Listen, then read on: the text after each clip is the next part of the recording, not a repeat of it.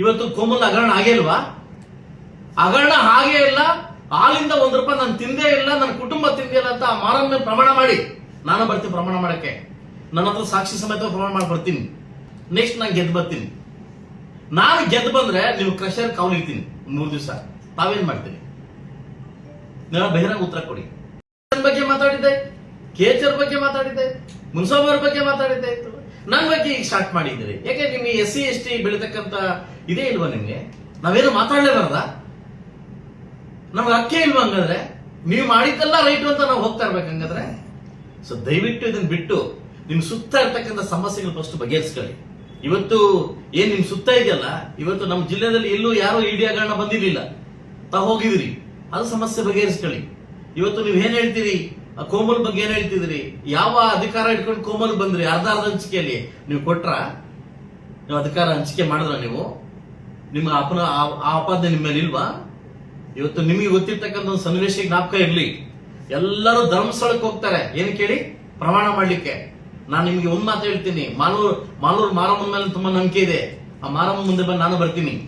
ಇವತ್ತು ಕೋಮಲ್ ಹಗರಣ ಆಗೇ ಇಲ್ವಾ? ಹಗರಣ ಹಾಗೇ ಇಲ್ಲ.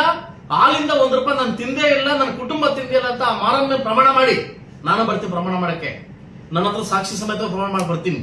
ಸೊ ಅದನ್ನು ಬಿಟ್ಟು ಅವನಿನ್ನೂ ಹೊಸಬ, ಅವನು ಗೆದ್ದು ಬರ್ಲಿ ನೋಡೋಣ, ನಾನು ಸವಾಲ್ ಆಗ್ತಿರಲ್ಲ. ನಾನು ಸವಾಲ ಸಿದ್ಧ. ನೆಕ್ಸ್ಟ್ ನಾನು ಗೆದ್ದು ಬರ್ತೀನಿ. ನಾನು ಗೆದ್ದು ಬಂದ್ರೆ ನೀವು ಕ್ರಷರ್ ಕಾವಲಿರ್ತೀನಿ 3 ದಿವಸ.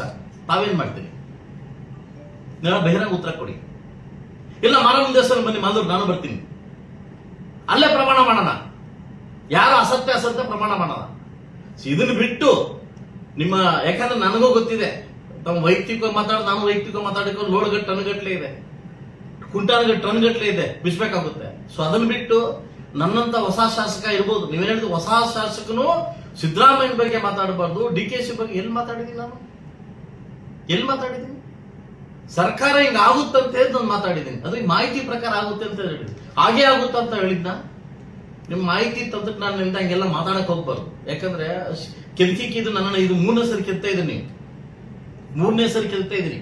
KDP ಮಾತಾಡಿದ್ದೆ ಮಾತುಗಳು, ನಾವೇನು ಮಾತಾಡಬಾರ್ದು, ನಾವೇನಾದ್ರೂ ಮಾತಾಡಬಾರ್ದು. ನೀವ್ ಹೇಳಿದ್ದೇ ವಚನ. ಯಾರು ಹೇಳ್ತಾರಲ್ಲ, ನನ್ ಸಿಪ್ಪಿಂದೇ ಶಾಸನ ಅಂತ, ಆತರ.